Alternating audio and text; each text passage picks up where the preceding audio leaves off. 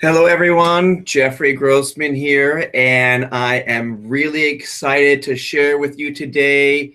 Welcome to this month's First Thursday monthly marketing training, and I'm thrilled that you set aside the time out of your busy day to join us here today. We have a very special guest with us today who'll be sharing some pretty important information about the upcoming changes to insurance billing. Sam Collins, who will be joining with us momentarily, he is the billing expert on acupuncture claims. He's currently recognized nationally as an authority on billing, coding, collections, and even documentation. And each year, thousands of healthcare providers hear him speak nationwide. Apparently, Sam travels almost every weekend to present about billing and documentation, specifically around how it relates to acupuncture. So besides that, this information is going to be incredibly valuable information. He's a really good presenter. He draws a lot of good energy, a lot of good humor, enthusiasm, and his presenting style is pretty clear and it's easy to follow. You're in store for some really good information. So I'm really glad that you set aside the time today. If you take any type of insurance, or if you bill yourself, or if you have anybody doing any type of billing that you do, then that these new changes that are going to occur in October will definitely affect you and your practice and your profit margin. So if you do any type of billing, or even if you have someone doing it for you, there are some serious changes and some serious challenges that are coming our way with the updated ICD9 codes for acupuncture. And on today's webinar, Sam is going to go over what will be required from you when you submit a super bill. He's also going to talk about which ICD9 codes are going to be irrelevant when the October changes happen, and also what ICD9 codes are going to be able to transfer into ICD10 codes. If you don't know how to fully navigate through this change, this coding world that's going to be happening, don't worry, because Sam's going to help alleviate some of those questions and concerns and enlighten all of us. And he's going to share his insights and his knowledge of this world, and he'll be talking about all of those looming changes and how to prepare and organize and set yourself up for future billing. This transition from ICD9 to ICD10 is completely unavoidable, but it doesn't have to be painful, and it doesn't have to be something that you really struggle with in your practice. So there's an easy way to make this a simple and seamless transition. And what you'll learn today is basically a way for you to do all this, to make it seamless, to make it simple for you. And by using what Sam is going to be sharing with you, it'll save you hours of time sitting behind your desk, processing super bills and insurance billing. And the good news is that you may not have to pay someone else hundreds of dollars to do this for you. That you'll have more free time to help people and more money to put back into your practice. And Sam is going to be talking with you as though you're starting from scratch, or that you have no idea about the changes that are coming with the ICD-10 codes. So, excuse me, I hope, excuse me, I'm glad Sam's going to be taking the mic in a minute because my throat's a little out of it. So I hope that you enjoyed today's training. It'll be approximately about 30 minutes long. And Sam, I'll be taking a few questions towards the end of this and asking Sam some of those questions that you might have towards the end of this webinar. So you definitely want to stay until the end. This information is going to be dense. It's going to be important. So turn off your cell phones, get out a piece of paper. Your time is important, and I want you to get the most out of today's First Thursday training. So without further ado, I am going to turn the mic over to Sam. He's on board, and let him start sharing all of his wisdom around the new coding process and how you can transition easily in October. So Sam, welcome to the First Thursday, and I'm going to turn the reins over to you to start presenting. Okay, fantastic, Jeff. I want to make sure, can you see my screen with the PowerPoint? You there, Sam? I Yeah, see I'm here. your screen happening, but I don't see you. Yeah, I don't hear you speaking yet. Okay, well, I'm speaking, so I'm not sure why we're not coming through. Let me check to make sure there's a not muted.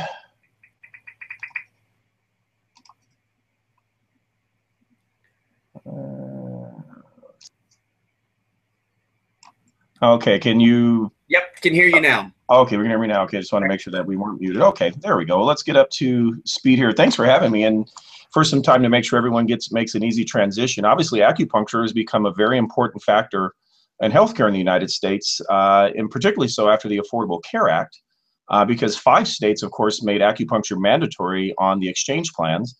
And of course, with the new equality law, that's going to make potentially insurance reimbursement a bit better because it allows that no insurance can discriminate against an acupuncturist working within scope, even if there's no acupuncture benefits, an acupuncturist could still get paid for other services such as exams and other therapies that are within scope.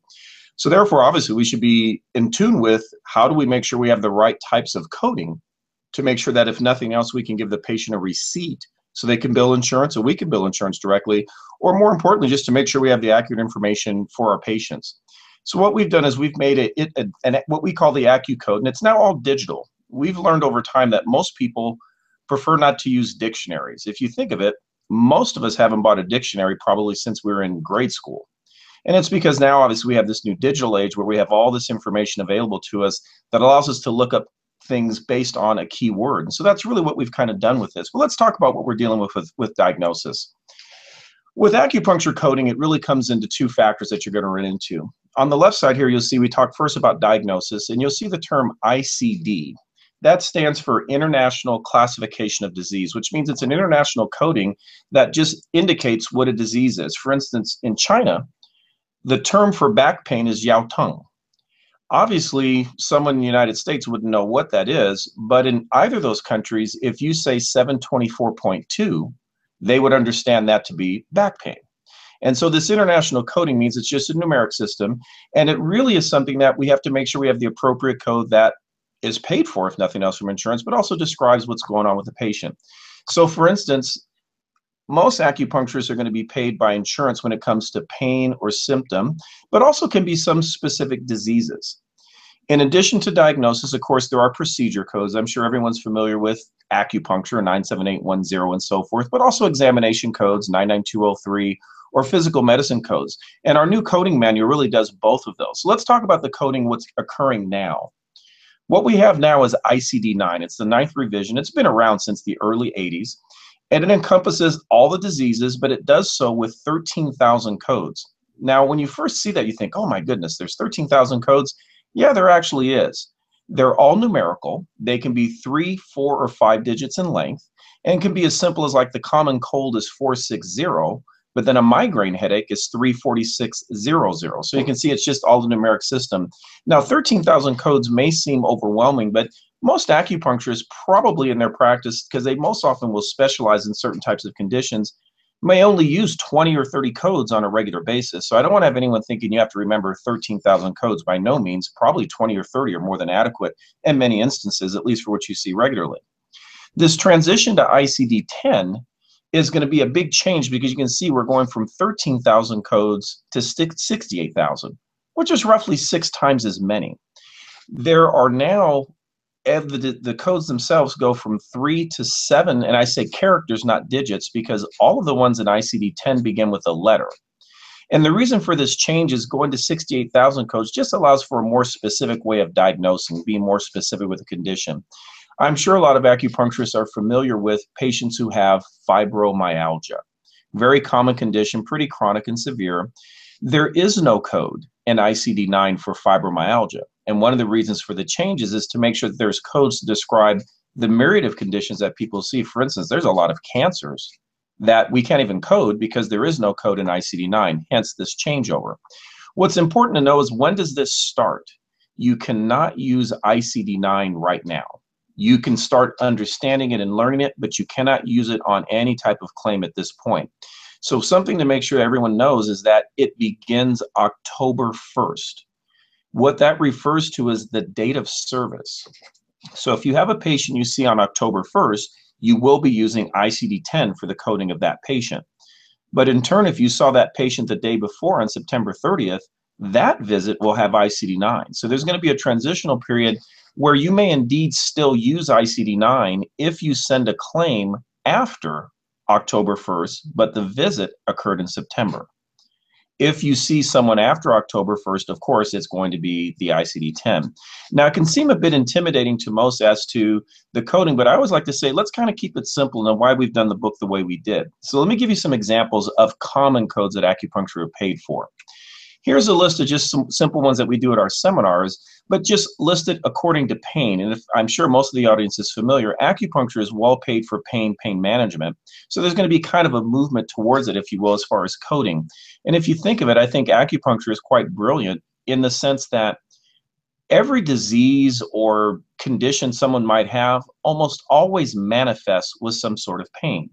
And so we'll take a look here at this common code list, and you'll see just on the left side, you'll see these codes: ICD-9, 338.0 is central pain syndrome, or 338.11 is acute pain due to trauma. But then take a look at these ones here, 33821, this is on the left side, first column, chronic pain due to trauma. Or the very last one in under acute and chronic pain, 33829. Let me make sure I put a mouse over here. Other chronic pain. One of the nice things about acupuncture is that you do deal a lot with chronic pain. But in order for the insurance or anyone to know you are dealing with chronic pain, you want to indicate it's chronic pain by having this code. You'll notice also on the left side, you'll see these codes here for joint pain. And notice that they just list according to the joint. There's shoulder, upper arm, forearm. Let me drop down here and you can see hand, pelvis, lower leg. In other words, wherever there's a joint, there's a pain code. So pretty much wherever there's a problem, you can code it. Notice on the right side, arthritis. Those all have their own separate codes based on the body areas. Well, notice 71511 is shoulder, 71512 upper arm. So in other words, we all are used to kind of having this common code list. If you look at this page, this is probably about 30 codes. Notice neck and back pain, lower back pain. There's even abdominal pain. And if you look on the right side under miscellaneous, you'll notice neoplasm-related pain, pain related to cancer. So in other words, an emphasis on your codes generally are going to fit with probably pain. Not to say that's the only thing you can treat, but certainly for insurance you can. And then notice the last one in the right column here, 729.1 is muscle pain or myalgia. That's where ICD-10 does a little bit better because it gets specific. Is it fibromyalgia or just myalgia? So to continue with this list here, notice again TMJ, pain in the limb, generalized pain, and so on. Let's take a look at some other codes. Nausea and vomiting is well paid for acupuncture, so it's important to know those. So in other words, these are just a common list of ICD-9 codes. Now, what we have to prepare for is how are these codes going to change? Look at all these codes for headache. That's 35 codes for headache. So let's talk about what we need to do in your office. In order to prepare, don't panic. Begin to start to set up a protocol to get yourself ready. I suggest that every acupuncturist, every doctor for that matter, needs to create a list of ICD-9 codes that they commonly use in their clinic. One doctor may do a little different from another depending on specialty, so don't feel you have to have someone else's codes, but the things that you see regularly. And then what you want to do is begin mapping the equivalent codes for your ICD-10. Now, that being said, some codes are real easy to convert. They can go from 1 to 1. Some codes, though, unfortunately, and maybe not unfortunately, will go from 1 code to 4 or 5 or maybe even up to 10 because they're that much more specific. And that's really just the difference. Now, once you've created this list, I would suggest in September or maybe even a little sooner, all providers should begin in their chart notes to begin to code your patient with both codes. That way you're not waiting to the last second to get used to it. You want to use both in the chart note. But notice I've underlined here, use the ICD-9 for billing though. Do not use ICD-10. You want to have it in the chart so you get used to it. But you want to make sure that you understand that services done October 1st get the ICD-10 codes. So here's what we want to do. Let's take a look here. You can see my screen. I'm going to show you what this digital coding looks like. When you log in, you'll see this coding comes once you've purchased it. And you can go in and it's just listed by body area. So you can see all the body areas. You can click on one side where it's just an area, or you can click on the body part. And simply put, you would just click here. Let's say, for instance, we clicked on the neck. Once you click on the neck, you're going to get a search that's going to give you on the left side the ICD-9 code. And the right side, the ICD-10 code, in this case, it's M54.2. Then we can scroll down. Notice it's also going to have other types of back pain: dorsalgia, myalgia, fibromyalgia, neuritis, all of these being pain related. And you can see this list gets pretty long. In fact, Cigna insurance does pay for acupuncturists to deal with neuritis. And so you're going to notice the neuritis code 723.4, and I'll highlight here with the arrow, and you can see there's listed 4 times. And the reason why is ICD-10, it's not hard, but it's a little bit more specific because it says radiculopathy or neuritis in the occipital atlantoaxial region, or radiculopathy in the cervical region, meaning is it in the upper cervical, middle cervical, or lower cervical? That just depends on where there's numbness or tingling. So you can see here, I'll just scroll down, the amount of codes that you have now in ICD-10 is pretty lengthy. So this means this could be a pretty daunting task if you think, well, wait a minute, that's a lot of code. So one of the things we did is we put a search bar. And so you can go in here and type in the word migraine. And when you type in migraine, this now just brings up the codes specific that are migraine. So you notice again, the left side gives the ICD-9 code. So the reason we do it this way is so that you can make sure that you're able to code right now, but code in the future. So notice migraine with aura, migraine without aura, and again, left side, right side, ICD-9 and 10. So all the codes here for migraine. Or if you just wanted to type in the word headache, we can type in headache. And of course, it's going to give you all the various types of headaches, if you will. And again, there's various types. And I'm not saying you have to be fancy. You might just want to stick with a simple headache, 7840 ICD-9 or R51 headache. So in other words, we're trying to make this a pretty simple resource for you to have an easy way to get the code you're looking for. So typing in a keyword is one way it works. But I'll give an example here. At the very bottom, you can also type in, or in fact, I'll do it up here. I can type in a code, and I'm sure some of you have dealt with a patient with sciatica, because the codes I just showed you are pretty straightforward. The code for sciatica is 724.3. So you can see I typed in that code. I hit the search mechanism here, and now this brings up the codes with sciatica. And you're going to notice on the left side, sciatica is listed 6 times. And the reason why is sciatica and ICD-10 just becomes very specific. They indicate here low back pain or lumbago with sciatica right side, or low back pain with sciatica left side. And I'm sure many of you have noticed that patients who have sciatica, sometimes they will have it on the right side or the left side, and maybe they don't have back pain with it, but just sciatica, meaning pain in the leg.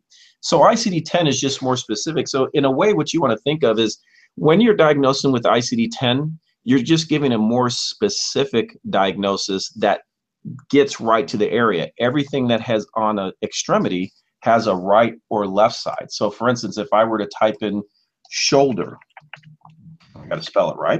Once I type in shoulder, this is going to bring up the codes with shoulder. And you'll notice here, the shoulder pain code says pain in the unspecified shoulder. Well, we wouldn't use that one, but is it pain in the right shoulder or the left shoulder? Or do we have capsulitis in the right shoulder or the left shoulder? So in other words, everywhere there's an extremity, there's just simply going to be a code that delineates between left and right. So again, I won't say this is hard, but it's just something we have to get used to, making sure we have the newest and best code. There's also a section here, though, that deals with lots of other issues, things like allergies, colon issues. So I'll just click on colon, and you can see here, this is just going to bring up a lot of things: constipation, diarrhea, whether it's functional diarrhea or just non-infective or just dietetic, if you will, ate a bad food. You're going to notice 78791 transitions to do 2 different codes, because this code in ICD-9 is just non-specific for diarrhea. Now they have a code that's very specific that says, okay, well, what causes it?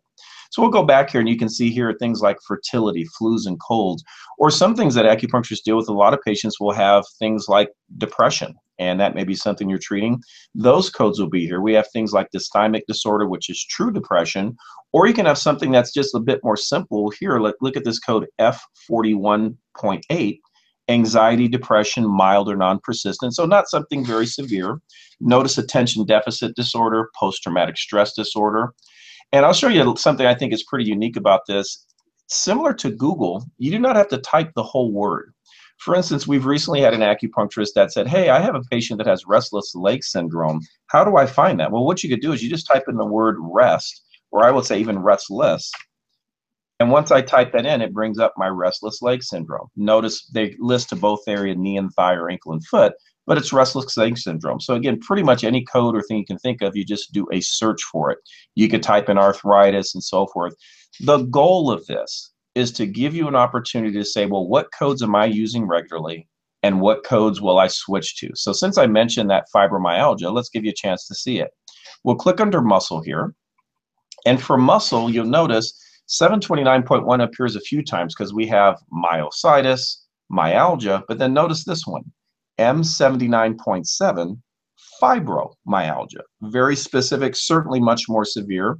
Or I'll give another example. Look at this one here. If you're doing Tuina or body work, notice there's a code in ICD-10. Instead of just saying muscle spasm anywhere, M62.830, muscle spasm of back. So here's going to be the idea. When you're dealing with ICD-10, you're just dealing with a much more specific type of condition. So let me bring up this one here again and just reiterate it. Diagnosis is what the carrier is going to know about your patient. And the level of care that you do is going to be determined by those codes. Example, if I just put in a person has back pain, if you think of what you would offer for care would be very different if I said this person had bilateral sciatica with back pain. And so in other words, the specific diagnosis being more severe when it's present is going to increase the necessity of services. I think this would give an opportunity that you will not have to be questioned as much as, well, why did you do 2 sets or 3 or 4 sets? Because if you have a more severe condition, if it's bilateral, it will go to more areas because now you have a left and a right. The ICD-10 really provides a coding that gives a more detailed and accurate description of really what's wrong with the patient. In other words, I'll give an example. Right now we have a code. In fact, I'll go back to it here so you can see it. We have a code for disc degeneration, and that's something that Cigna Insurance does pay acupuncture for. The code is 722.4, and you'll notice they have 4 codes. One of them says disc degeneration unspecified. Well, we wouldn't use that because if you can't name the disc, why not? But you can see here it just gets specific. Is it C2 and 3? Is it C3 and 4? Or is it C5, C4, 5, C5, 6, C6, 7, or C7T1? Well, imagine a patient comes in. Right now we put 722.4. Picture in your mind what you see with that diagnosis. Now picture if I had a patient with M50, 31, 32, and 33, what picture do you draw? And more importantly, think of what picture do you draw in the sense of necessity. When a person has 5 discs that are degenerated, is certainly going to be different than the assumption, oh, it must be one of them. And so again, what ICD-10 does, it gives us an opportunity just to really give a diagnosis that's going to be a little bit more appropriate for the patient and something that hopefully will have a little bit better medical necessity. We shouldn't be intimidated by it. Again, I would say make sure you get a document that shows what code you're using now and begin to convert. I can only think of the easiest thing for me would be to have something like what we have here that you can go in and type in a keyword. Or we'll go back to the home page. You just pick a body area, if you will. Go from there. Or we also have a code conversion. I'm going too fast, pardon me. Let me go back to it. The code conversion, you can click here and then just type in a code. So I'm sure many of you are familiar. Let's do the code for neck pain, 723.1. There's also another place for it. You just do a conversion and it goes from ICD-9 to 10. In fact, if you like, you can convert from 10. So if I know that M54, oops, wrong one, M54.5 is low back pain, I click this and I'll say, oh, yeah, it sure does. It comes back with low back pain. Notice it's always based on a body area. What, again, we're trying to make sure we have is a tool that's made for acupuncture, and that's really what this is set up for. What we have here is a nice large document library also with this that gives diagnosis as well, but from this standpoint. Now I'll go to it here. This is insurance acupuncture policies. So I'll give an example. Here's the Aetna policy when it comes to acupuncture. It's going to take a moment to load. In fact, maybe that's going to take too long because it's a PDF. But what it does is it gives a list of all the codes that Aetna does pay for. So what you would do is be able to go in and say, well, if Aetna pays for this one, how do I convert it to another? Let me go back. This internet, unfortunately, is a little bit slow. Let me go back to the original page here. And so we want to make sure you have the right code. Let's talk a little bit about just coding in general, too, for acupuncture. Obviously, acupuncturists do acupuncture. I bet you're all familiar with this setup, you know, the initial set, the subsequent set, whether it's manual or electrical. These have been around since 1985. However, when you see something like this, does it give you enough information to truly code it? So let me go back again to our ones here. And what we have is not just diagnosis codes, but a section for CPT. So in here, you're going to see a listing, evaluation and management codes, physical medicine, rehabilitation. You click on acupuncture. Now this brings up our 4 codes for acupuncture and gives the short description we're kind of all used to. But what I like more here is that you can click the read more. Now you get a much more detailed example of it, about how to describe it, what it includes, the face-to-face time, how much time you have to spend, what things are included with it or not included with it. So that's acupuncture. I'm sure some of you also probably do exams or evaluation and management. So there's an evaluation management, or some people say office visit code. This also gives a new section here, and it describes what a new patient means. It gives you a sense of definition. So, and notice the definition of these are not something simple. There is a lot of things that are included, and this way it allows you to make sure you're making the best decision. Am I choosing the right code, or maybe choosing a code that's too low? Along with that section as well in CPT, we have physical medicine rehabilitation. So all the codes you're used to, you know, electric stimulation, vasopneumatic device. Well, let me give you one here. For instance, that's pretty common for acupuncturists to do, is going to be massage. And so again, when you have a regular CPT manual, it just says massage, effleurage, that very basic. Now we click here and we're going to get a much deeper definition. This is based on American Medical Association, American Physical Therapy Association, and Medicare. So you have the right documentation. It talks about supportive documentation, what's required, how to make sure that you're billing it properly, to make sure you're getting reimbursed and understanding the codes that you're choosing. So every physical medicine code is listed there. So it allows you a chance to make sure not only do I have the right diagnosis, but do I have the right information? What we also have here is a section where there's a full medical dictionary. And so that way you can go in and just in the dictionary type in terms, you know, whether you want to type in migraine or whatever, it'll bring that up so you can kind of define and make sure, well, what is a hypnic headache, for instance, if that came up. Along with that is a news section so that we want to keep you up to date. We just indicate different items as they come up, current procedural terminology. And this is just a whole scroll, kind of a blog, if you will, that allows you to make sure that, am I getting the latest news? It's our way of communicating that to you as well. The part I think is the most exciting, or some of the most exciting things, though, is the nice document library. The document library goes beyond just having a few forms, but it has all of these guidelines you'll notice here that are for acupuncture, carpal tunnel syndrome, cervical spine, chronic pain. We have HIPAA forms for you. So a lot of you have HIPAA issues. We have a compliance manual. We have an associate agreement and a privacy notice. We have the guidelines for several insurances, and this is something we're expanding with Aetna, Anthem, Cigna, United Healthcare. We have an insurance verification form. We have an acupuncture super bill that's completely customizable by you. We actually have a 1500 form. So you click on the 1500 form and just print it, and then you can write it out from there. We have several letters that help you fight back insurance companies dealing with other issues, whether it's misrepresenting the policy or a medical necessity. These letters help you defend that. We have more definitions of all the CPT codes. If it wasn't enough in that other section, we've got that along with it. And probably maybe the most important factor here is these outcome assessment forms. Outcome assessment forms really help acupuncturists demonstrate the necessity of their service. What people pay you to do is to make them better. When they're paying cash, it's pretty simple. I feel better, I come in.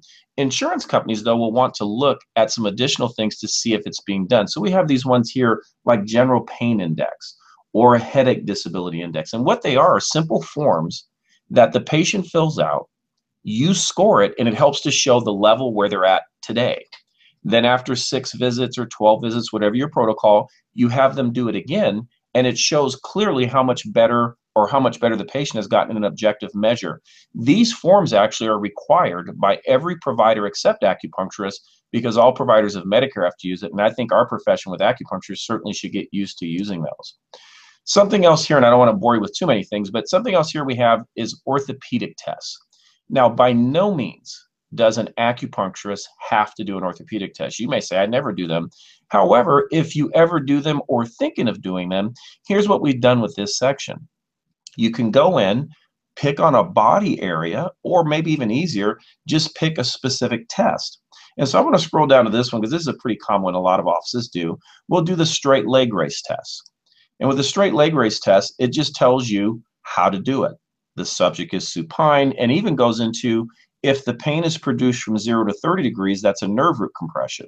Sciatica generally is going to be between 30 and 60. So therefore, you're going to have a place to say, well, I can determine it's sciatica based on its orthopedic test. And then it also gives you both the ICD9 and ICD-10 codes that correspond with it. Now, we're not trying to say this is going to make you absolutely diagnose your patient, but give you an additional tool to help fortify what you're coding. So notice we have all these different ones from Veris test, Valsalva, carpal tunnel tests. We have ones for the knees, for the back, Jackson compression test, which is for cervical spine. What we want to do is have something that an acupuncturist and their fingertips can have something that they can use along with anyone in their office to make sure, am I using the right diagnosis code? Am I transitioning? And the beauty of it being digital, it's something that we can continually update. That's why we do it in the format we do. So when something comes up new, we can add it. There's a section here, and I hope my internet works fast enough, for video tutorials, how to use it. There's a section for evaluation and management, how that works. And this is a library of things we're going to be adding over time. There'll be relatively short videos on topics of coding and billing and documentation. Now, this is a big document, and I will tell you probably your best bet is to do what I'm going to show you here. You have a favorite section. Every code allows you to pick it as a favorite. And so in this favorite section, when I click on it, what this does, it brings up the codes you use commonly. So you notice this one, I've just picked chronic tension headaches, post-traumatic headache, chronic post-traumatic headache, jaw pain, pain in the upper back, pain in the lower back. In other words, this is your quick list of codes that you use commonly. So instead of having to always search the big list, you can go to your quick common code list. Here's going to be our rule. The idea is we want offices to work efficiently. And yes, you're going to have a lot of diagnosis codes you want to know. Have an easy access to it. Or acupuncture codes, physical medicine codes. Have easy access to know, how do I document? How do I make sure that I'm going to know, did I perform a second set or did I not perform a second set? What constitutes it? We want to make sure that you always have the best and latest information and at your fingertips. When you have this document, what it allows you to do is at your office, every computer on your network will allow you to log in from any computer in that network, which means if you have 10 computers, 10 logins.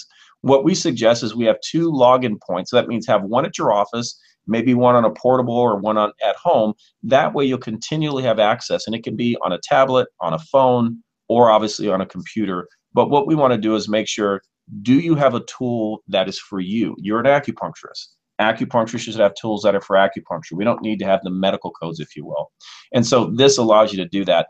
I'm going to turn this back over to Jeff because I believe he's going to show you some things on how to make sure through their group to get it, to make sure you've got the right information.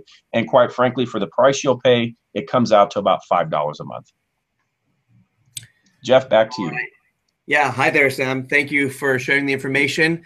You guys did some amazing work in order to help shortcut that transition from ICD9 to ICD-10. I mean, to make it all digital as you guys did, and I know how difficult it can be to kind of digitize those kind of things and how much work it takes in the back end with the database you guys built. And you know, the fact that you guys made it so simple with your search and your body part search and all of that, I think is kind of a no-brainer. And the offer that you guys have, the availability, for practitioners. So basically, you guys are selling a subscription to get access to this coding that you guys have put together. So practitioners can log in there and transition from ICD-9 to ICD-10 easily by just typing in the code. Then you get the new codes, and you can easily put that into your billing process. And I think that's kind of a no-brainer for anyone who does their billing or has their practitioner or has somebody do their own billing for them. And I think you're offering, for the price it is, I think it's either $59 for the entire year, or you've got it worked out to be $9 or so a month. And we've worked out a deal with you guys somewhat of a deal that if you are a website subscriber for us, that we are going to link through to your specific account with the ICD9 codes and the 10 codes, and it's going to be a minimal fee to add that on. Practically, you know, it's going to be the price of a cup of coffee or something like that.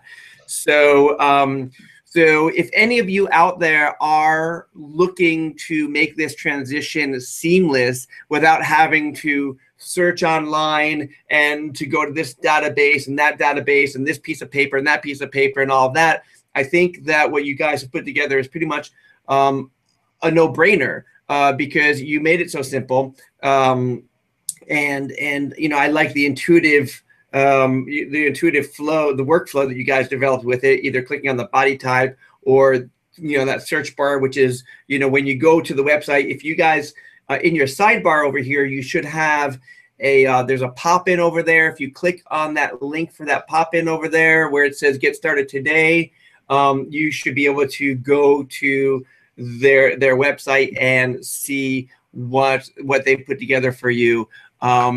So yeah, I mean, if you guys have any more questions about this, like I said, you can purchase the annual subscription for $59. I believe that's the correct pricing, right, Sam? Right, correct. It's $59.99 for the year or $8.99 a month. And what I'd suggest they do is just go right back to our website, which would be digital.aacinfonetwork.com. Click on there and they can just watch the video, and that kind of goes through about a quick minute-and-a-half commercial, quote unquote. That kind of shows you the proponents of it. So that way, if they're saying, well, let me take a look, it also allows you to do searches. It just doesn't give you the full answer. It'll say for the full answer, you have to be logged in. But you can kind of get an idea going, oh my gosh, I didn't realize all these codes were available to me. And again, it's something that we want it to be useful. So as things change, as things update, we can continually update. And that's one of the reasons we don't print one anymore. Once we print it, that you're stuck. That's it. What we want to do is something that, hey, if something comes up, we immediately can make that transition. And more importantly, ICD9 is what we use now, and that's there. When we transition to ICD10, that's there. Let's say they've done like they've done in years past. If they were to say, oh, we're going to postpone it, no problem. You still use it because it's still a searchable tool. And why we included so much other information such as CPT codes, such as having all the physical medicine codes, having evaluation management. So it's going to be much more than just saying, hey, it's my diagnosis code. It's more than that. Right, and I agree with you. So there, you know, there's a question here that came up. Is there an option to use SOAP notes within the system at all? Are there any SOAP notes included? No, it is not a SOAP note program. Those electronic health records would be a whole different issue. That's not what this program does. This is solely just to make sure you have the right information so that when you put it in your SOAP notes, you could do it. But it is not a SOAP note or electronic health records. Okay, so it's basically looking a code lookup site, just to able to. It's basically you're not buying all those books that you have to rebuy every year. You've got one, and it's always updating. Right, and I think I remember the cost of your book that gets printed once in the beginning of the year was around the same price for the annual subscription for this whole thing. Right, exactly. What we did was we realized we put more into the digital site to make that just more accessible, and realize, because that's how people are using things now. Most of the time, if you have a book, that means you're stuck. This way, how easy it is to just search for something by a keyword, as opposed to saying, if you, for instance, tried to look in ICD9 or 10 for strain sprain, you couldn't find it under that. You'd have to actually know that it's a trauma code and it's not alphabetical, whereas by doing it this way, it can be alphabetical. So all you do is type in the keyword. Okay.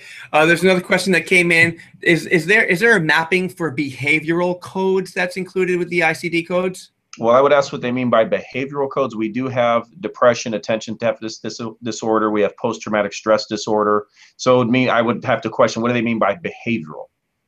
I'm not sure. Eric posted that question. If you want to elaborate, Eric, you can. Yeah, that's it. I believe it is an acupuncture code only. That's what Eric says. So behavioral codes related to acupuncture only. No, well, there's no such thing as an acupuncture only except for the 4 CPT codes. Acupuncturists are primary providers and use all the same coding as any other primary provider. So there isn't one that would just be specific for acupuncture for behavioral. Behavioral issues would be a diagnosis, and that's just going to depend on what is the behavior issue. So essentially, if somebody is a subscriber to your service here, and they have a massage therapist on board, they're doing billing for them, they can also use the same coding for massage as well.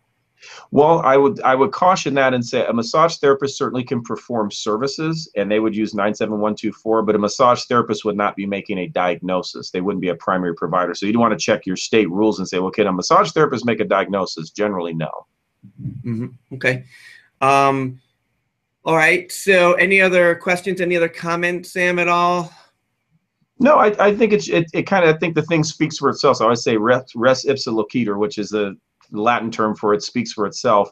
I can't think of anything else that is as easy as to use that's made for acupuncture. If you buy a standard code manual, those things will run you a couple of $100 and you're stuck with it. So next year they're going to say in October, hey, it's transitioning. For instance, as soon as something updates here, when January 1st, 2016 hits, no problem. You purchase today, it's going to be completely updated. And then when you renew, it's much cheaper. So it really comes out to about $4 a month. And I can't imagine someone would say, well, you know, I'm going to buy a big coding manual for $300 and it's going to be outdated, to have something you can spend $4 a month and it's always going to be updated, and the ease of use, really. Absolutely. I fully agree with you. I mean, going digital the way you guys did, I think is a really smart move, because you can make changes as the changes occur, and there are guaranteed to be some changes that are happening, and you don't have to, you know, trash the old book that you have and just start logging in and make those, access the changes via the digital right there. Yeah, the books were kind of built in obsolescence. That was part of it. We wanted to make something saying, hey, wait a minute. If you notice, everything's changed digitally and how it's changed the world. We want to make sure to capture that, to make sure that we're using the same tools for acupuncture, that we're not left behind. Okay. Question, can it be used by multiple computers within the same practice? Absolutely. If you have an access point, so let's say you have a wireless network or a network at your office, you could have however many computers attached to that network and they all would access it. Okay, good. Do you have ICD-10 codes for acupoint injection therapies that will be included in the digital portal? We do have injection codes. What I will warn is that to make sure that there's really only about 4 states that allow injections. So long as it's within your state, absolutely. But yeah, we do have the codes for trigger point injections, regular injections as well. Okay, good. All right. I don't know that there are any other questions coming in. Let's see. So one last question is, many insurance companies cover for several types of pain, but not many cover for migraines because of experimental treatment. Any comments on this at all? Yeah, I would suggest what they really need, whoever wrote that question really needs to buy this document, because if we have a section in there, I'll give you an example. Aetna won't pay for any headache except migraine. They will not pay for a regular headache, but migraine only. So that actually is opposite of what they're saying. Migraines they will pay for. They often won't pay for a regular headache, believe it or not, but migraines they will. And that's one of the reasons we put every insurance that we could get a hold of, their protocols, because it's one thing to think that, oh, they're going to pay for pain, but Aetna has a different code list, as does Cigna. And what we've done here is to give you each of those lists, so you make sure when you have a Cigna patient, know the codes that Cigna allows compared to what codes does Aetna or United Healthcare or Blue Cross, because they will be a bit different. The list for Cigna is very long. The list for Aetna is much shorter. But to go back, migraine is the one they cover. That's huge, Sam. I didn't know you guys did that. You separated out per insurance company? We did. That's huge. I mean, that alone is worth the price of admission, because if now your claims won't get denied, because now you know what they're asking for when you do your billing. Well, I teach at the seminar. I'll tell them, I said, look, when you have an Aetna patient, if they do not have a migraine, they're not going to pay you for a headache. So it's good to know, well, what makes a migraine? Or if they don't, then you can just be honest with the patient, excuse me, and just tell them, you know what, the condition you have is not paid, and then set them up for cash.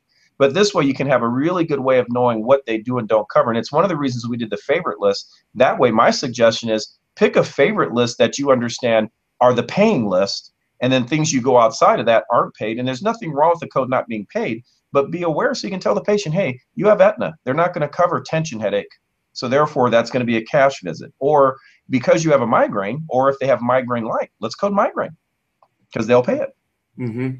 Great. I mean that like I said, that alone is huge, because that'll save a lot of time, you know, from bills going out and being denied and then rebilling again. I mean, that's, you know, being able to know what the insurance companies are billing for and what works and what doesn't work. And I imagine you guys will be updating that from time to time as you hear feedback from the insurance companies and providers as well. They publish once a year their changes, so we constantly update that. We actually have a little addition to it because there's some codes that Aetna will cover that's not on the list, so we also have that in there as well. But it's just pretty much, I say, if that's the list, that's what you code from. If it's not on the list, they've got to be cash. Absolutely. Yep, that's smart. And then there's one suggestion. I don't know if you guys cover Federal Blue Cross on there. Well, you don't have to cover Federal Blue Cross because Federal Blue Cross is Blue Cross. And based on the new equality, Federal Blue Cross now pays for what they say is, of course, not every diagnosis, but pays all in the sense of so long as acupuncture has been shown to be positive for it. So things like asthma, believe it or not, carpal tunnel syndrome, and so on. But Federal Blue Cross, to give them the update to that, Federal Blue Cross now will not limit you to one exam per year, pays you for any exams you need. We'll pay you for therapies as well. So there isn't anything that has to be added. It's going to be like any other insurance. There's really been no major changes to them other than what happened 2 years ago with the Affordable Care Act. Great. Sam, you must eat, sleep, and drink and dream ICD-9 10 codes. A little bit. I teach about 5,000 acupuncturists a year as it's seminars. So I do about 55 to 60 seminars like this a year. So over time, you just kind of learn them all and get used to it. So it's just something that when you've done them that many times, you just kind of know them a little bit easier. Not that everyone can't do it. That's why we make the lookup. Right, right. Absolutely. And last question, is Blue Cross Blue Shield on the list? They are. They are. Excellent. Well, let's understand, in some states, there's, for instance, in California, there's a Blue Cross and Blue Shield are separate. In many states, Blue Cross Blue Shield is one company. So we have Anthem, which is the parent company of Blue Cross Blue Shield, that has their acupuncture guidelines. Okay, great. Well, guys, I think our time is coming to a close here. Yes, Nikki, Sam is the bomb. He does know his stuff, and I haven't seen him teach, but I've heard from other practitioners that he's really dynamic and a good presenter. And like I said, if any of you do your billing, which I'm sure many of you are insurance providers and you do your billing out there, this is a no-brainer. I mean, the cost of it is less than the cost of one new patient for an entire year. I mean, for 60 bucks, you get access to the whole digital ICD-9 codes, plus all those different forms and letters that you guys have included in there, which is huge. I mean, that alone I mean, I don't think you included that stuff in the printed books themselves, right? Well, we just couldn't include it. And the good thing is we're actually just currently updating. So it'll get rolled out probably in the next month or two, a revision to it that's just going to be even far greater, because we want to try to give as many, we're going to have history and examination forms included in there, a new super bill. So a lot of things that try to give practitioners a way of working. We also want it to be someone that says, I've never billed insurance before. It has a protocol, how to start. What do you do? How do you verify insurance? And so it really is something meant for the seasoned practitioner, but someone new, because there's going to be a document that says, well, here, let's understand E&M codes. We really want to make sure that the practices succeed, because our business is continuing education. And if you're not making money and succeeding, you don't need hours. And we teach hours. So we want to make sure our practices are doing well. Okay, good. So one last question is naturopathic. That's not included in these codes, is it? Well, let's understand, a naturopath is a doctor.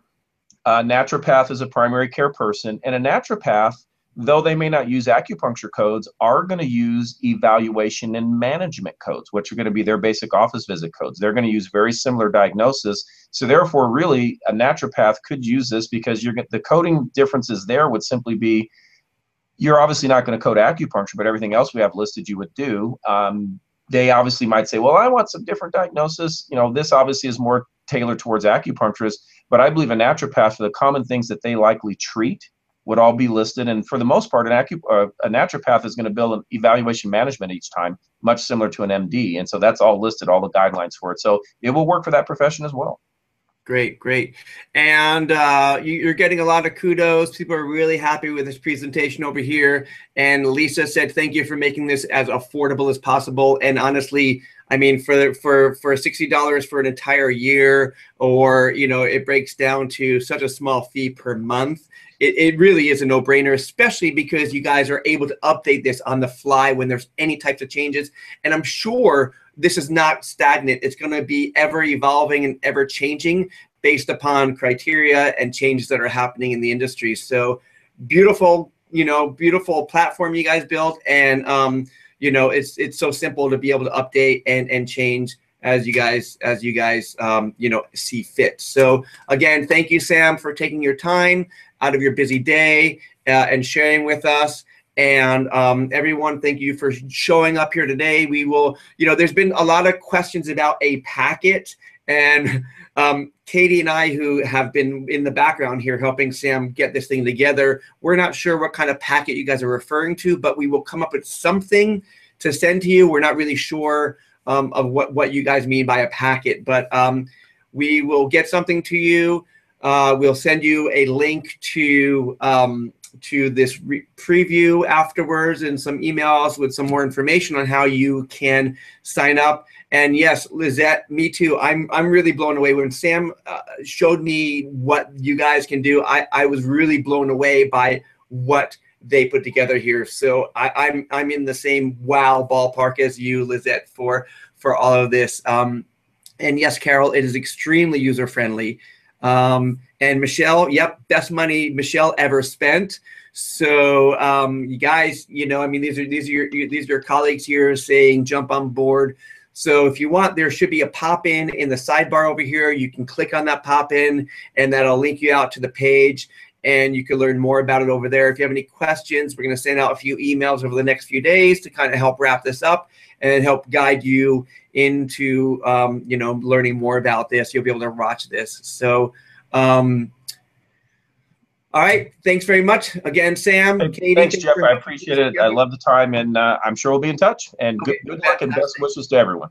All right, thanks. Yep, bye-bye.